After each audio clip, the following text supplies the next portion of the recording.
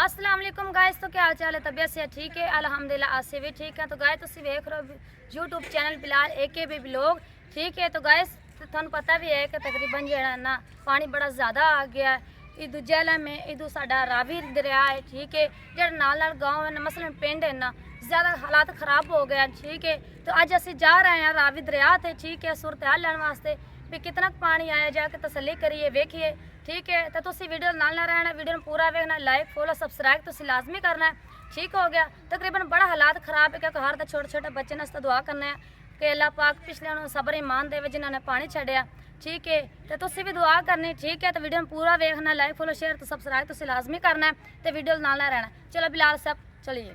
तो जी गैस असी आ गए हैं रावी दरिया से, ठीक है। तो बड़ा ज़्यादा पानी आ गया, यकीन को इतना ज़्यादा पानी आ गया तुम वेख सकते हो क्योंकि दिया खमना डिग गए ने, कितना पानी डूंगा है पे, ठीक है।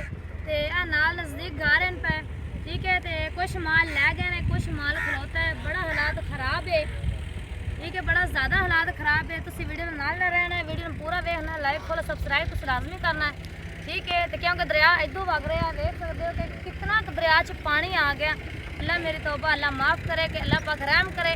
छोटे छोटे हार दे बच्चे हैं पे, तुम सारे जितने कि मेरे दोस्त भरा मेरे यूट्यूब चैनल वेख रहे हैं, उसी वीडियो को लाइक फॉलो सब्सक्राइब शेयर अगर ज़्यादा तो ज़्यादा शेयर करनी है, ठीक है। तो सारे वास्ते तुम दुआ करनी है क्योंकि हार दे छोटे छोटे बच्चे हैं, ठीक है। कुछ माल लै गए ने, कुछ हाल ही खलोता है, ये भी इन्होंने अज रात थोड़ी लै जाना क्योंकि जितना हालात ख़राब हो गया है ना, मनो उम्मीद नहीं है कि जड़ा ना मसला ने पानी घट जाए, लेकिन अस दुआ करना है कि अल्लाह करके घट जाए क्योंकि हर छोटे छोटे बच्चे गरीब बंदा की करे, कितों बच्चे ने खवा सी कितने जासी।